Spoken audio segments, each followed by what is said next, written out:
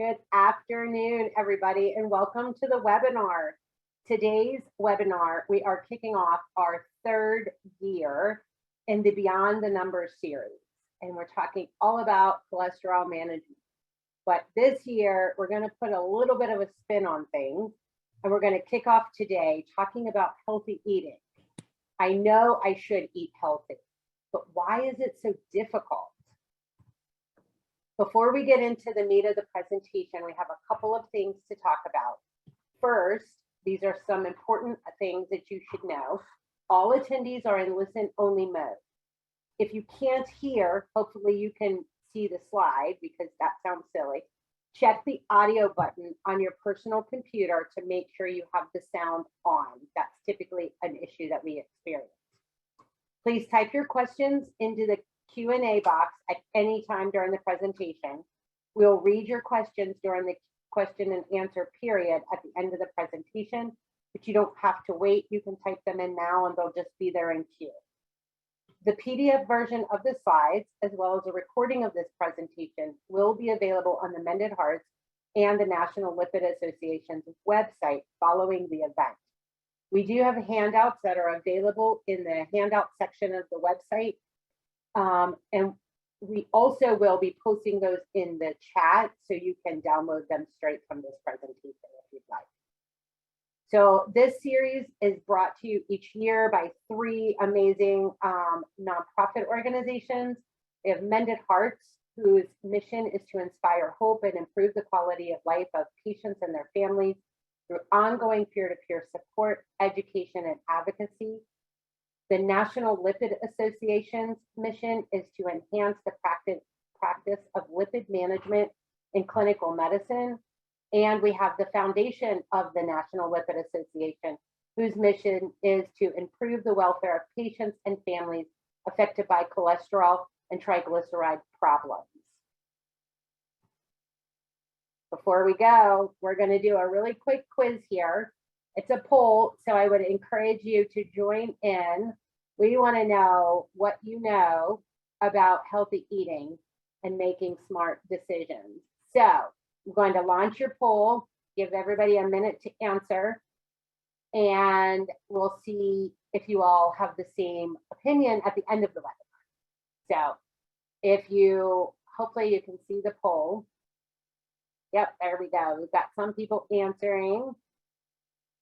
And this is about making smart goals. And I think that Lauren Williams is going to be talking to us about that. So we're giving everybody a moment. We've got lots of people answering. We're almost finished. I'll give you everybody just another moment to get their selection in. Right. Okay, I'm going to go ahead and end that poll now. I'm going to share the results so you can look at this really quick. So smart goals. They want to be able to, I want to be able to eat healthier. 50% of our participants say that they want to eat healthier. I'm going to eat less saturated fat and more fiber, 25%. I will only eat home cooked meals, 8%. And I will eat home cooked meals 3 days a week, and that's 17%. So that is great. All right, so I am Andrea Baer. Like I said in the beginning, I am the executive director of the Mended Hearts. And with me today is Lauren Williams. She's a clinical dietitian at Cook Children's Medical Center in Fort Worth, Texas. She has worked in the pediatric lipid clinic since 2012 and is a member of the National Lipid Association. Passionate about making nutrition approachable so patients and families can live a heart-healthy lifestyle. And I'm very excited to hear this presentation today. So Lauren, I'm going to turn the controls over to you. Wonderful. Thank you so much. I really appreciate it. I want to start by saying thank you to Mended Hearts and the NLA and the foundation of the NLA for the opportunity to give this presentation. I hope that everybody that is watching, both now and those that watch the recording, can find this to be helpful in their own lives. I don't have any disclosures. And here is the outline. So we'll go over what is a heart healthy diet. And then the bulk of the presentation will be, why is it so difficult? Here I listed out in the bulk of the presentation, we'll go over 4 different things that I hear very often from my patients and their families about why it's so difficult to eat a healthy diet. I will also mention a couple of helpful resources there at the end for everybody. Okay, here we go. So what is a heart healthy diet? In general, whenever somebody says a heart healthy diet, what they mean, and I say they, anybody in the medical world that is talking about a heart healthy diet generally means less than 7% daily calories saturated fat. Unless you know how many calories you're eating every day, you may have no idea what that means, but typically for most people, it's going to be anywhere between, I would say 3 to 5 grams of saturated fat per meal, maybe more, maybe less, depending on your individual calorie goals. And then I generally tell people 1 to 2 grams for a snack. So if you're looking at a food label, just to kind of put that into normal terminology of what less than 7% daily calories of saturated fat means. Avoid trans fat, meaning 0. So on the food label, it should say 0 grams. Less than 200 milligrams of dietary cholesterol daily. We want to increase dietary fiber using vegetables, fruit, and whole grains. Avoid sugary beverages, limit sodium, and increase exercise. Exercise is something I'm very, very passionate about. I think that it's such an integral part of a heart healthy lifestyle. However, I won't be talking about it today since it will be covered in another webinar. But the most important thing above all else is that everybody should ask their doctor or dietitian for the best recommendations for them, because your needs might be different than the ones listed here on the slide.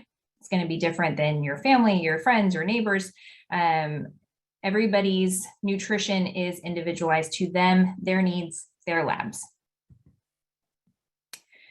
So which fat should I limit or avoid? Saturated fat is the one that we want to cut back on. Saturated fat is found in meat, in particular things like beef, dark meat, chicken, organ meats like liver. It's found in high-fat dairy, so whole milk yogurt, whole milk cheeses, and then whole milk. Processed foods, coconut oil and coconut milk, and then some plant-based meats. So things like Impossible or Beyond meats actually tend to have a lot of saturated fat to them. And then trans fats. So the FDA a while back actually said that trans fats are no longer generally recognized as safe or a GRAS item. And so a lot of food manufacturers no longer have them in their products because they weren't allowed to keep it in there. So you won't find it in many products anymore, but always check the food label, make sure that says 0 for you. So which fat should I choose instead? So we're not talking about a low-fat diet here. We're talking about heart-healthy fats. So things like almonds, walnuts, flax seeds, olive oil, canola oil, fatty fish like salmon. All of those are considered the heart-healthy fats and don't necessarily restrict those unless needed. And how do we increase fiber? You can use the plate method that is on the slide there. You can go to choosemyplate.gov to learn more, but we want to choose whole grains, things like whole wheat bread instead of white bread, brown rice instead of white rice. And then you can choose fruit for snacks or with breakfast. You can have them with meals in as well. But generally, snacks, breakfast time is when I see most people eating their fruit. And then use the plate method to increase your vegetable intake. As a side note, generally, I also recommend half of a plate of vegetables since most people are getting enough fruit like at breakfast and snacks. So what we're really here to learn about today, what makes it difficult? The very first aspect of that we'll talk about today is that it's overwhelming, and how do I make it work? The biggest thing is to look at your relationship with food. So we can talk all day long about the right nutrition recommendations and what we should be doing and all of that. But if the main struggle is the fact that you eat when you're stressed out, or you have, I don't know, food restrictions, like for example, if you are struggling to lose weight and so you start to eat less and less and less and less, then we kind of need to look at our overall relationship with food. And that's the most important thing that I talk to anybody about is, how do you feel about food? Is it something that you look at food as a means to an end of, my body needs nutrition, I can't make it all myself, and so I have to get it from the food that I eat, so I eat healthy foods. That's what we want to get to, but that's kind of a lofty goal. So taking a look at your relationship with food first and foremost is really important. Then learning how to read food labels. Ask your doctor or your dietitian which areas are the most important for you. There's a lot of really great information on the food label. It doesn't mean that you have to look at every single item that's there. So for example, if you have high blood pressure, hypertension, you may be looking more at the sodium levels. If you have FH or familial hypercholesterolemia, you may be looking more at the saturated fat. And there's a lot of really great information, but we want to pare it down and kind of look at the most important things for you. And find your support system. So how you make it work is by being in the trenches with somebody else. So if you're the only one in your family doing this, it's going to make it a whole lot more difficult to make changes. So your family, your friends are really an integral part of living an overall heart-healthy lifestyle. And then going to the main kind of first part of this is that it's overwhelming. I totally get it. It can be very overwhelming. One of the biggest things that I hear from people is there's all these health food claims on all of my foods. What do I know? How do I know what to listen to? And what do I look for? And let me just tell you, the food label on the back of that package is going to tell you so much more information than the health food claims on the front of it. So one of my favorite examples for this is that I was looking at a bag of marshmallows one time at the grocery store, and it said a fat-free food. And I thought, well, yeah, it's sugar. And of course it's going to be fat-free. It only has sugar in it. It doesn't mean that it's healthy. It's still a marshmallow. Bananas say a cholesterol-free food. Well, yeah, it's a banana. They don't have cholesterol. And so it doesn't mean that that banana is healthier than the other one that doesn't have that sticker. It just means bananas don't have cholesterol. So kind of weed through all the noise and look at the food label for the most accurate information. And then be careful of nutrition information you may read online. Let me just tell you, there have been so many magic cures and miracle diets that have been shared over the years. And if the first one had worked, they wouldn't need any of the other ones. And so just keep that in mind. Anytime that somebody says, this is my miracle weight loss cure, a lot of the time that's just marketing. There's no one size fits all diet. So what works for one person may not work for another. And then look for credible sources and research-based content. I myself follow quite a few people with nutrition on Twitter and Instagram, but also know that a lot of that is their personal opinion. Now, people that are sharing good research-based content, absolutely. But always look for, is there a marketing means behind this in terms of, are they trying to sell you a product? And if so, just do a little bit more research.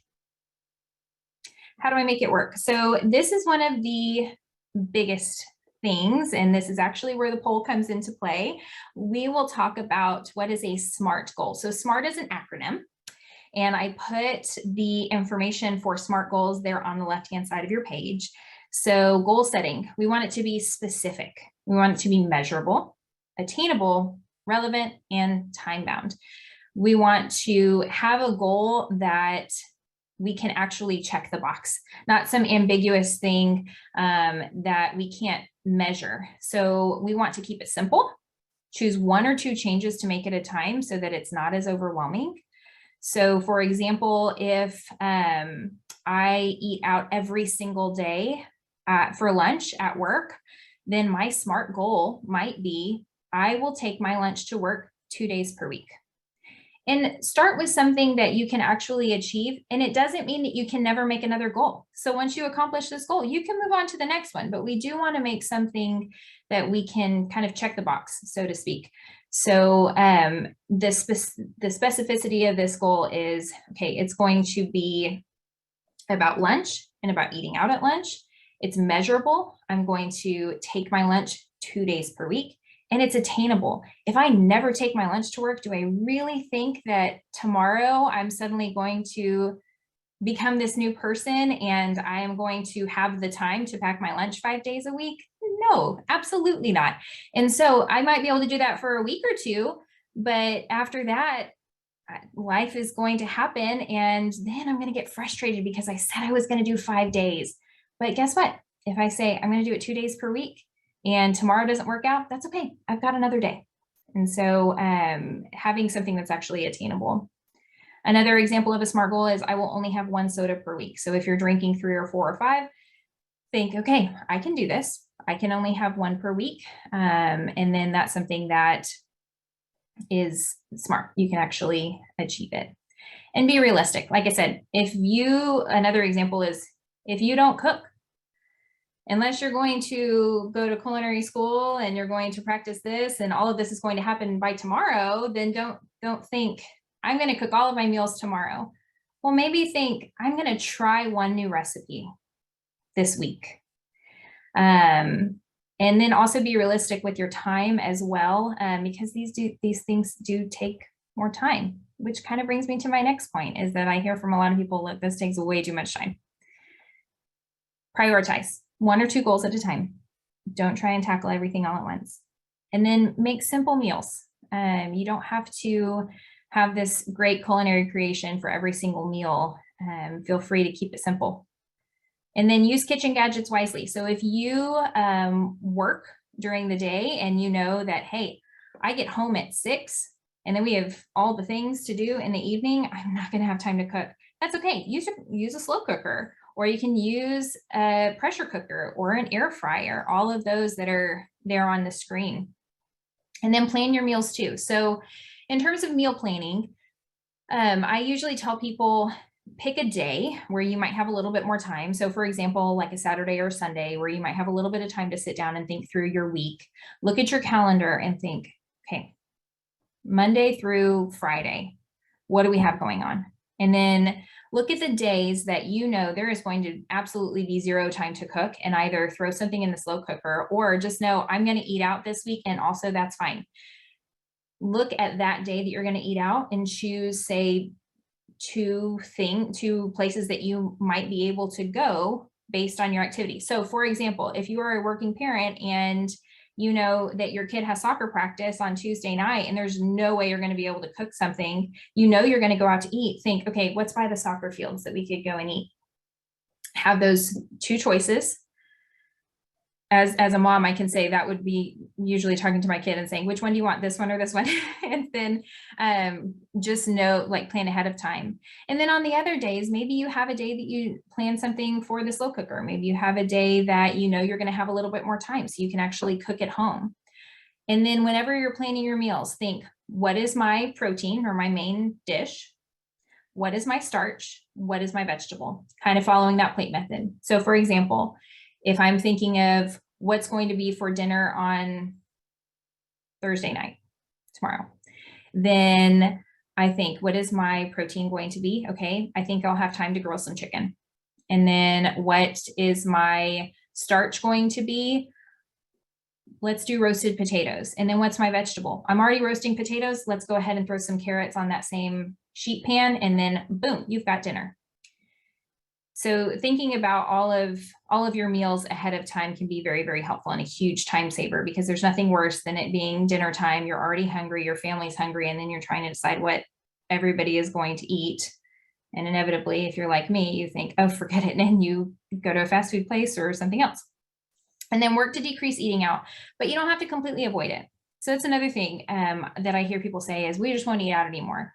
If you're going out to eat 5 days a week, I mean, it's a great goal. And if you can do that, then great. But also don't feel like you have to completely change your whole life and fit you into this perfect diet. I always tell my patients and families there's a perfect diet and then there's the real life diet. And that's going to include going out to eat with friends or going out to eat on a really busy weekday. And then look for wasted time or ways your schedule could change. This is something that I say with a little bit of pause, because I don't want it to come across as you're not doing something right because you're not making the time. Absolutely not. However, if we want to make changes, sometimes we have to be a little bit of an introspective thinker and think, okay, I say that I don't have time. What am I spending my time on? If you're a working professional and you realize, hey, I'm working 60 hours a week and I just don't have the time. And also I'm burned out. I don't have the time to eat healthy. I don't have the time to exercise. I just don't have the time. Take a look and think, how efficient am I being at work? Can I accomplish my tasks a little bit faster? Can I cut down on my work hours? Or if you are a working parent whose kid is involved in 13 million different activities, then think, do they like all these activities? Do we really need to do all of these things, or are we stretching ourselves too thin? And then also, if you're like me and most other people in America, I have to look at my screen time, because I can tell you that I probably spend too much time on social media, and I might spend too much time on like Candy Crush or something like that. And so just take a look at the amount of time that you're spending and how that time can be better utilized. Another thing that I hear is that it is too expensive. So let's talk about grocery shopping. Let's go back to the meal planning. Meal planning and planning weekly menus can save you so much money as well as time in your day-to-day life. Cannot stress that enough, because there's nothing worse than going to the grocery store and thinking, oh man, what are we going to eat this week? And buying components for 5 different meals, but not having a list in front of you, getting home and realizing you have components of each of these meals, but you don't have all the ingredients to make any one meal. So then what do? You either have to go back to the grocery store, which takes more time, or you got to eat. And also you might waste money. You might buy things that you don't end up using. So planning meals and making the grocery list of foods that you need is imperative. And then watch out for extra items such as packaged snacks and drinks. I'm going to use an example. My daughter is 3, and I bought goldfish recently for her. And there was the package of goldfish that was, I think, $3. And then there was the container of individually packaged things of goldfish that was $5.90. It's going to save me money if I buy little reusable snack bags and put the goldfish into my little reusable snack bags versus buying the ones that are already packaged. It takes a little bit more time, but it does save you money. Also, look at how much you're spending on drinks. And notice, I'm not saying look at how much money you spend on sodas, or look at how much money. I'm not turning any drink into a villain. I have a lot of patients and families that spend a lot of money on bottled water. So take a look the next time you're at the grocery store and think, is this something that I need? If it's buying bottled water, could I buy a water filtration pitcher that I can just put in my refrigerator? And then I'm going to save money in a reusable water bottle. It's also very helpful for the planet. But look at those types of things and figure out, like, where is my money going whenever I go grocery shopping?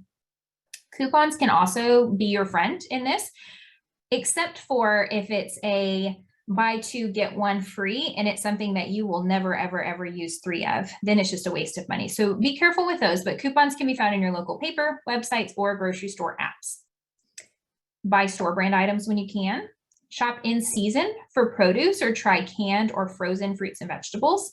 Be careful if you need to limit salt, because canned vegetables do tend to have more sodium, though you can get no salt added.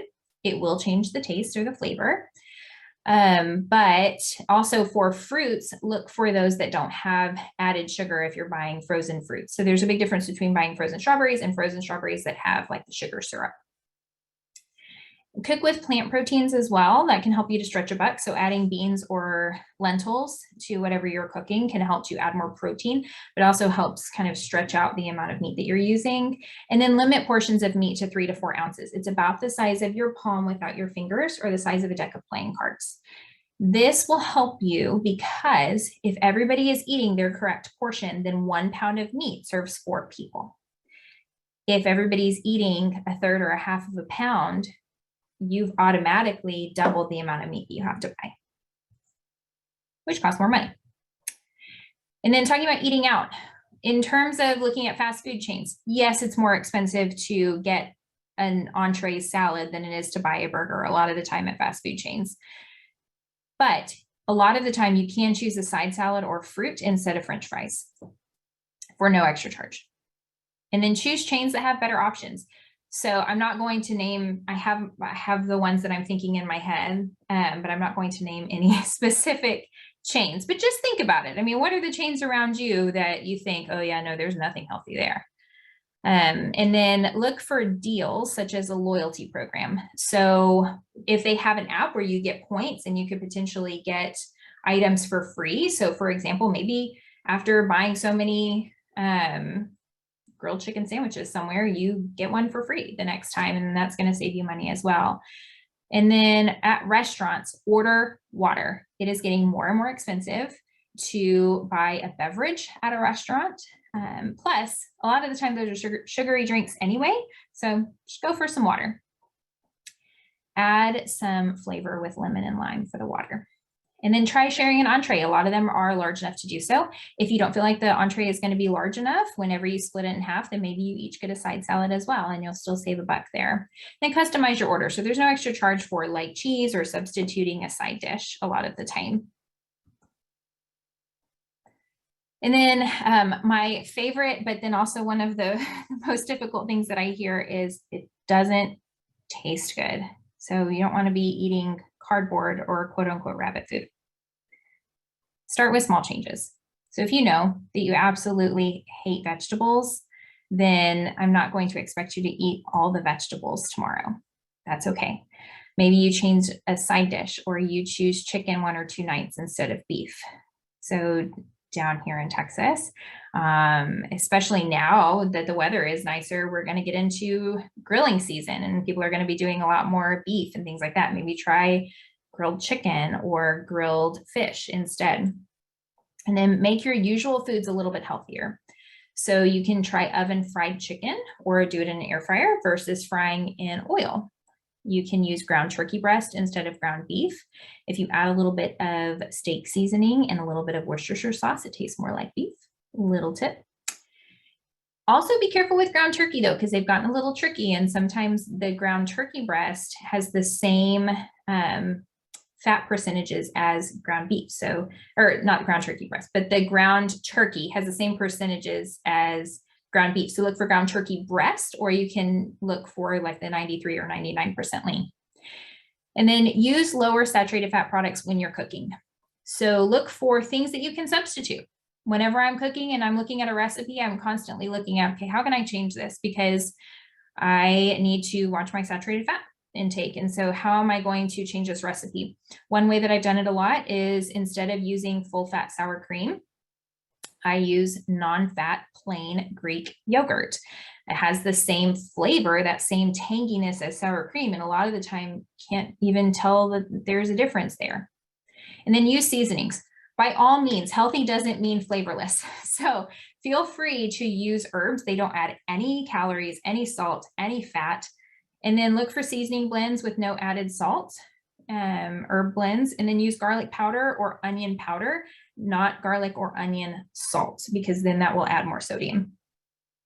But by all means, flavor it up. Plain old grilled chicken can sometimes be really boring. And if you don't like vegetables, try incorporating them into your main dishes or side dishes. So you can actually grate zucchini or carrots into marinara sauce. I say grate. If you chop it up, people are going to notice. But if you grate it in there, a lot of the time, nobody even can tell, especially if it's in some type of a marinara sauce that also contains meat of some kind.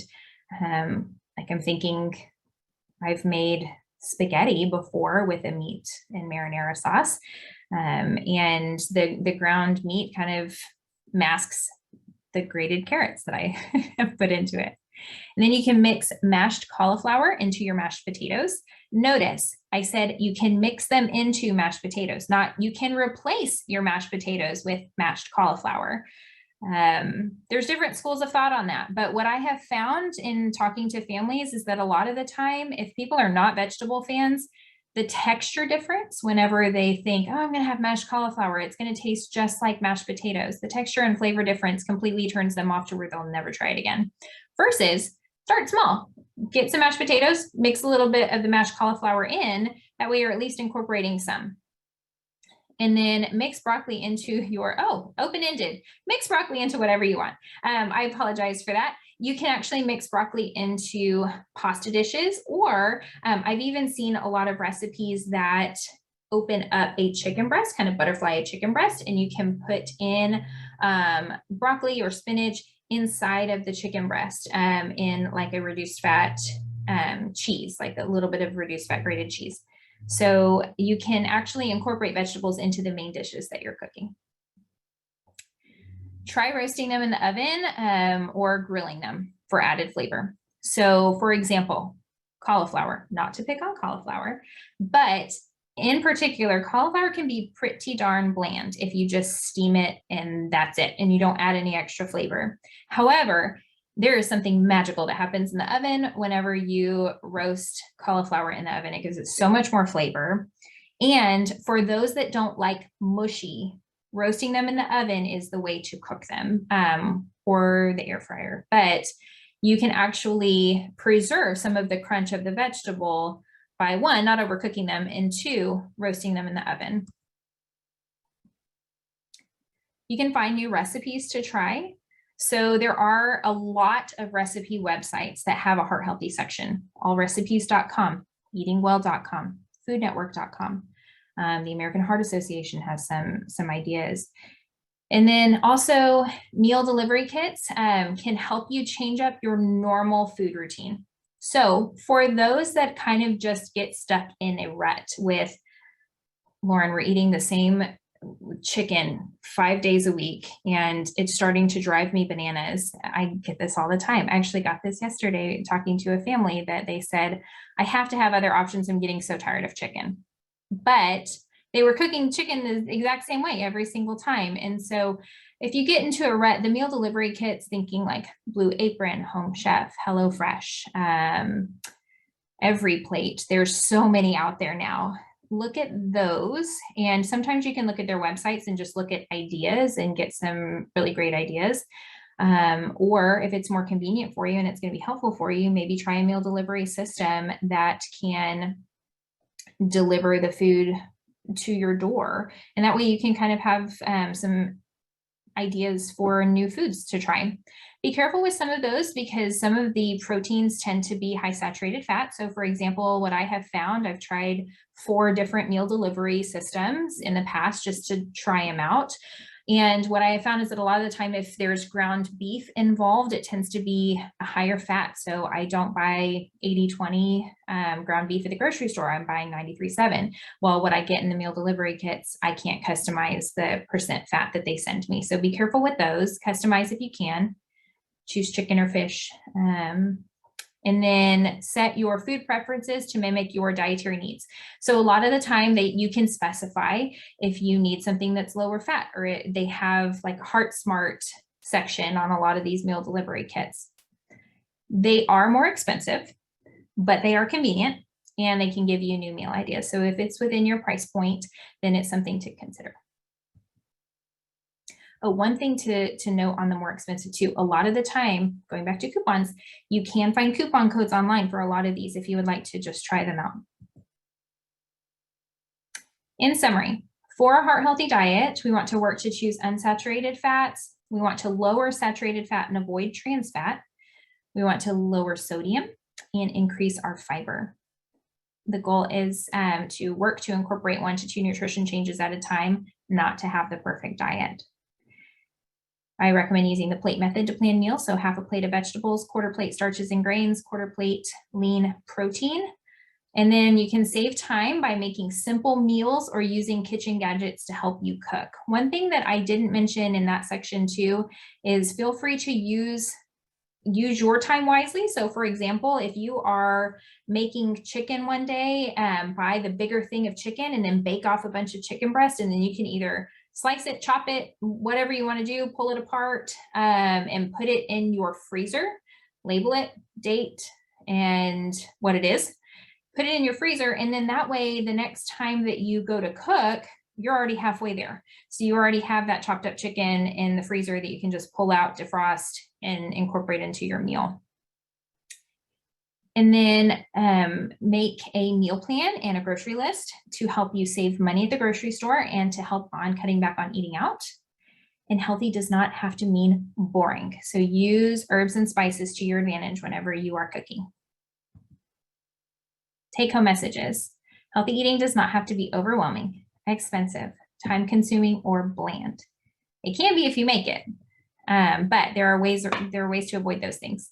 Ask your doctor or dietitian which nutrition goals may be helpful for you. So for example, if you just got labs drawn and your doctor comes and talks to you about a certain lab in particular, maybe say, what things can I change in my diet to help that one thing? And they can help you out in looking at, what do I need to be most interested in changing at this time for my health? And know that a few small changes can make a big difference.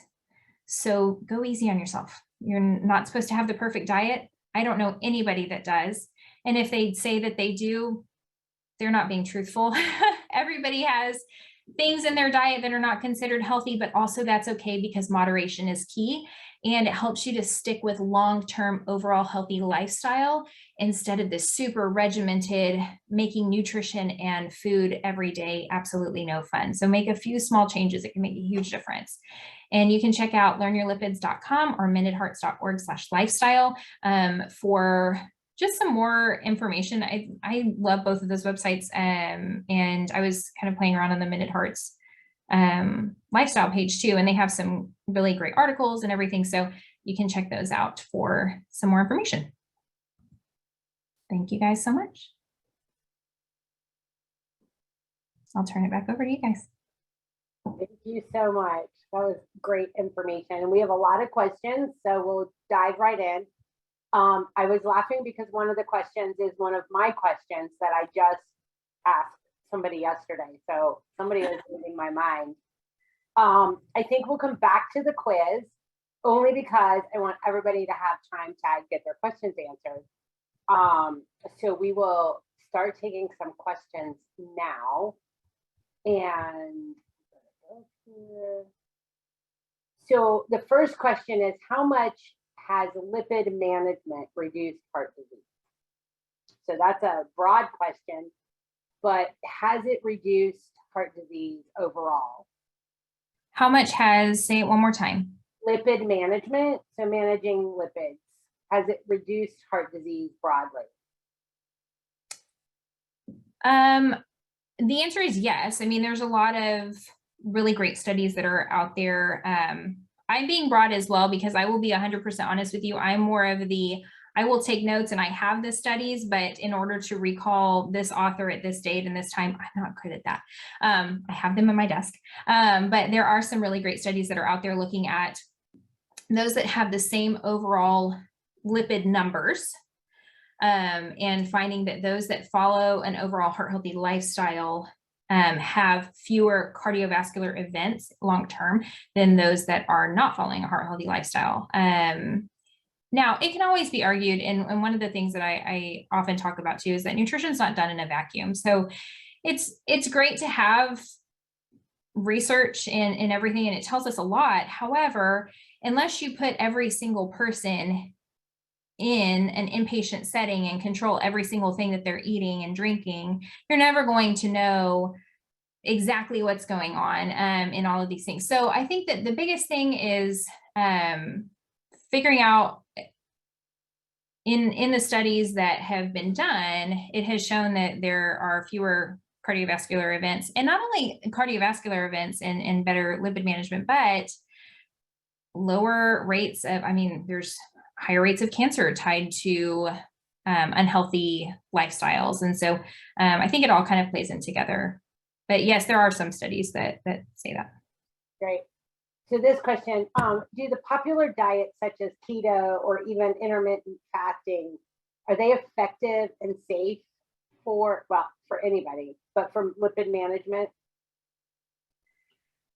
I think they can be if done in a healthy way. and I have a love-hate relationship with the word healthy, so I apologize for using that. But I hate how broad healthy is, but I think the ketogenic diet, there is a great way to do that, and then there is the unhealthy way to do that. So for example, if you are eating 2 pounds of ground beef with cheese and bacon, and that's it, and then yes, it's high fat and it's low carb. However, is that something that is going to help you out long term, where there's higher rates of cardiovascular disease and cancer whenever you're eating that way? So I think that it can be done in a very healthy way. You can incorporate heart healthy fats, and I think that for those that struggle with certain things, then it's helpful to have guidelines. So for example, those that struggle with late night snacking and eating, it can be very helpful for them if they say, you know what, I'm going to do intermittent fasting. I'm not going to eat after 9 p.m. And then automatically they're eliminating their biggest struggle, which is the late night eating.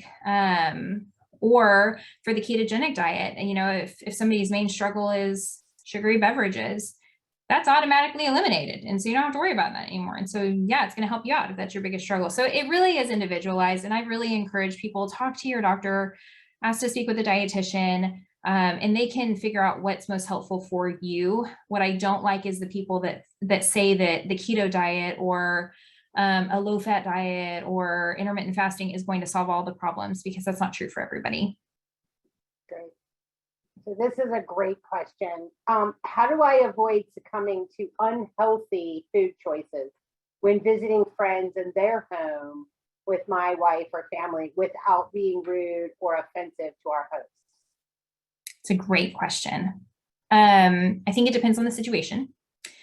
So for example, if you go over and you're not having a meal there and they just have a bunch of snacks and drinks and things, I think one, you can always bring your own cup of water and like a reusable little cup.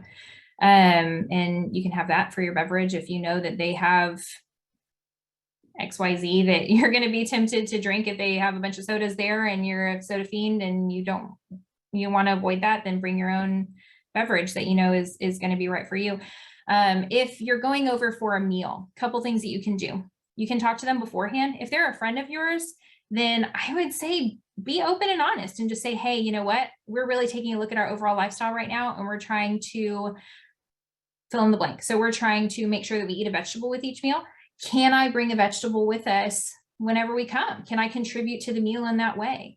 And then also knowing that if you make unhealthy choices for one meal, it doesn't derail you. And it doesn't mean that, oh, well, you've just done a terrible thing and you may as well just not eat healthy anymore because clearly you messed up. If there is one meal that is indulgent, so I'm thinking like Thanksgiving. Actually, I'm really going to pour into this point because one of the things that I hear from a lot of people, this might be helpful for others. Every January, what I hear from families is, well, the holidays just happened. Ironically, one time in April, I heard the holidays just happened. And I said, oh, well, Thanksgiving and Christmas. And they said, oh, no, I mean, there's Halloween and then there's Thanksgiving and there's Christmas and there's Easter. And I thought, holy cow, you have 6 months of the holidays. Just know that there's one meal. Thanksgiving is Thanksgiving meal. And yeah, you're going to have leftovers and stuff. Christmas is one day. And yes, you have other parties, but there's always going to be roadblocks. I think you have to find a way to make it work, but to not be rude, you can definitely say, hey, can I bring a vegetable with me? Can I help you cook? Can we come over early and have some extra time with you and help you to cook this meal? Or honestly, even if it's a meal that you have no control over and it's a little bit more indulgent, it's okay. It's one meal. Yeah, I agree. And I think the next question is the question that I had just asked, because I did just attend ACC. So when you're off and you're on business and you're at a weekend or a week event, at conferences, and everything is included sometimes, and you have to go to meal after meal after meal all week. How do you do that? Like, how do you manage? Because that's more than one meal. Like, that's 3 or 4 days. It is. I think my number one recommendation is drink water because a lot of those things tend to be higher sodium. So drink lots of water. Always, especially if it's like a buffet, for example. So if you are at a conference, you can take a look at everything that they have to offer and then make your choice, just as you would at a restaurant. So, and then always remember your vegetables. So no, you can't control how much sodium and how much fat is used. They might drown everything in olive oil while they're roasting it. And you're thinking, oh my gosh, there's so many calories. It's fine. Do the best that you can. So I have heard the phrase before, do your best and forget the rest. And that's true, but drink water, be active as much as you can. So for, especially at conferences, and in business travel. So for example, if you do a lot of business travel and you're on the plane for a long time, make sure that you take the time whenever you're at the airport to be walking around. That way you at least get some steps in during the day. But drink lots of water, peruse what they have at meals before you make your decision. And then also keep your goals in mind. So there's nothing worse than going in with a mentality of it's vacation, it's fine. And then whenever you get back, you think, shoot, that vacation really kind of set me back quite a bit. And so keep your goals in mind whenever you are kind of looking at your food choices, and also be careful with portion sizes. I think that's another thing that kind of gets people. So the portions that you would normally eat at home are going to be just fine for your body whenever you are eating at a conference. So just because they serve you a very large portion doesn't mean that you have to eat all of it. And it's also not rude, because ultimately it's your body and your health, and that's the most important thing. So eat slowly, eat vegetables first to get some fiber. No, that's not research based. That's just what I find most people to say is helpful. And then try to kind of control your portions too. That was a lot, sorry. No, it's fabulous. It's great information. And just those little tips can help throughout the time that you're away, and you really, your choices and options are limited. So the next question is, how much nutritional value is lost cooking vegetables in the microwave versus broiling or steaming, etc.? So I love this question, and I get it a lot. Is it important? Yes. Are some of the nutrients zapped out whenever you cook them in the microwave? Yes, but they also can be if you overcook them on the stove. So if you overcook a vegetable, then yes, some of the nutrients will kind of break down a little bit. However, there's still fiber. And I am 100% not going to fault somebody by using steam and bag vegetables if it's either that or no vegetables at all, because either one, they hate raw vegetables, or two, they don't have time to cook them any other way. So this goes back to, there's the perfect diet and the real life diet. So yes, it would be great if we ate some raw vegetables, and you loved those. And it's also great, like if you have the time to cook your vegetables, either roasting them or like steaming them, don't over steam or whatever. But if it comes down to brass tacks and you're like, listen, I don't have time to roast some broccoli and we're just going to throw it in the microwave in a steamable bag, that's okay. So I think give yourself a break there. Right. All right. So the next question is, any specific smartphone apps that your patients feel are helpful when trying to grocery shop heart healthy? Grocery shopping heart healthy. Ooh, I'm sure there are some out there. I don't have a lot that I've heard of people using. I can answer this question if you'd like me to. Yeah, absolutely. Actually, I use emails. This is definitely not a commercial for emails. But you pay a subscription, but it's for the entire, it's like a whole year subscription. And they have different meal plans. And one of them is a heart healthy meal plan. They also have for like people who are looking at controlling diabetes, that type of thing. And yes, Bill, it's e-meals. Yes, e and then meals. You pick your meals that you want to pick for the week, and it automatically turns it into a grocery shopping list of everything that you actually need. And then it goes even further, and it will send it here in my area. I can shop at Walmart, and I can actually do my online grocery shopping straight from that list. You don't have to, though. You could print the list out, and it gives you like, these are pantry items you need. These are this, these are that. But the plan is great because I have 3 little kids and we run all the time. And that is one of the things that saves my life, is having a meal plan put together, just from personal experience. I'm sure that it's not perfect, but it's a really great help. Yeah. Something that you just brought up that I want to hone in on a little bit. It's not app related. That sounds like a phenomenal app. I'm going to have to look it up. But there's an app for everything, right? Like, don't you kind of wish sometime like, geez, why didn't I think of that? But one thing I wanted to point out too with the meal planning, is once you have, so say for example, you've done meal planning for 4 weeks, do what schools do and just take all of those meals and plug them in different places for the next month, because a month from now, you will have no idea what you had the month before. And also it's fine, you know, like you don't have to reinvent the wheel every single time. And so people, please, please, please save your meal plans.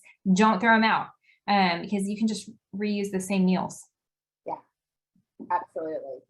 So I have just 2 more questions. And if anybody else has any questions, please enter them, but we'll go ahead and finish up with our last 2 questions before we figure out how much we learned today. Where do beans fall in a healthy diet? Oh my gosh, I love beans for heart health. So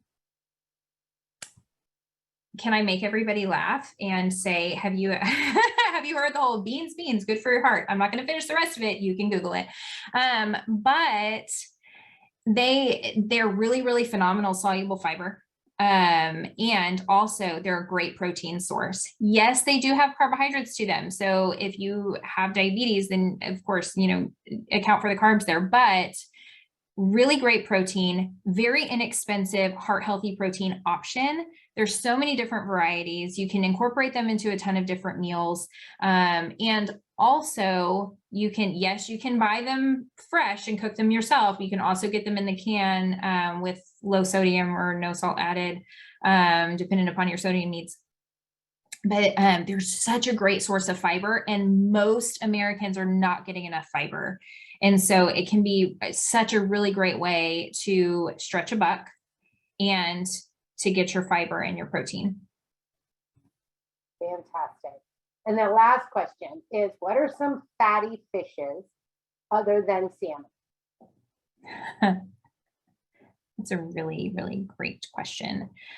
So I'm going to direct whoever asked that question. I think the best thing that I have found in terms of fish advice is to go to the FDA's website and go to, I think it's called Fish Advice, or Advice on Eating Fish is I think the infographic that they have. So go there, because there it talks about different types of fish that are considered good options.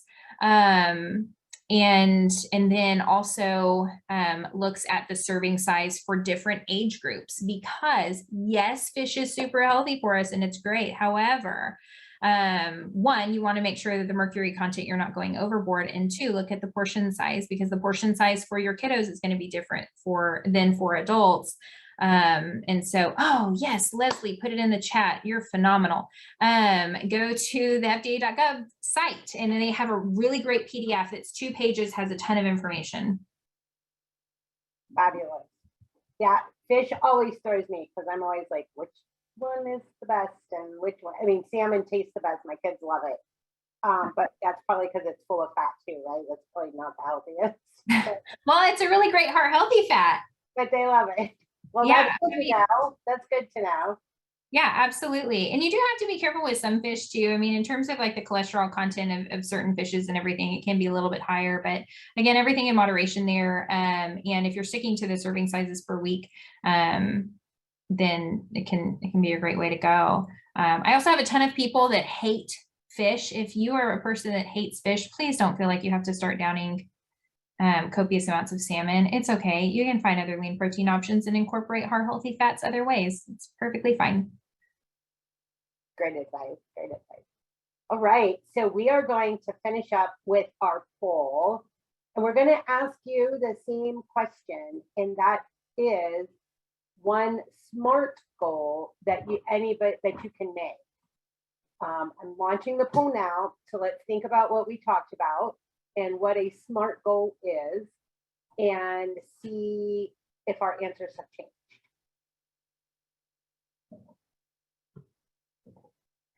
While the poll is going on, I just want to let everybody know that next Thursday, we will be back with our second webinar of the 4-part series. And this one is going to be talking all about exercise. I know I should exercise, but why is it so hard? And I think that everybody struggles with this one as well as the healthy eating. We know we should, but it's hard. So join us next Thursday, 3 o'clock Eastern. We'll have Ralph LaForge with us. And I also want to take a moment to thank our sponsors, Esperion and Novartis, for allowing us the ability to do this program every year. It's fabulous and we really love it.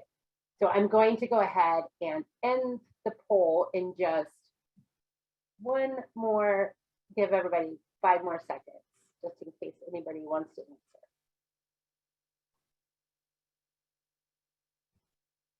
Okay, I'm going to share the results. And Lauren, would you like to? Can you see the results on your screen? I can. Okay. You want to share the answer and why the answer is what it is? Absolutely. So the answer is going to be D. I will eat home cooked meals 3 times per week. Keep in mind that a SMART goal is specific. It's measurable. That's the biggest thing that kind of gets everybody on, I think, on this question, is that it's measurable. So the one that the majority chose of I'm going to eat less saturated fat and more fiber, it's a great goal, but what does that mean to eat less? It's kind of like it's what you hear probably when you go into the doctor's office. You need to eat less saturated fat, but what in the heck does that mean whenever you leave the office? So actually looking at a specific goal that you can measure. So the 3 times per week, it's specific, it's measurable, and it's attainable, something that most people can actually achieve. Fantastic. Thank you so much for being here today, Lauren, with us. We've learned a lot. And I don't feel so bad now that I can't eat perfectly. And that's, I think, a huge goal and a problem that a lot of people have. Yeah. So thank you for doing it. Yes, thank you so much for the opportunity. I hope everybody found it helpful. Yeah, and everybody joining us, thank you very much. And we will see you hopefully next week. Have a great day.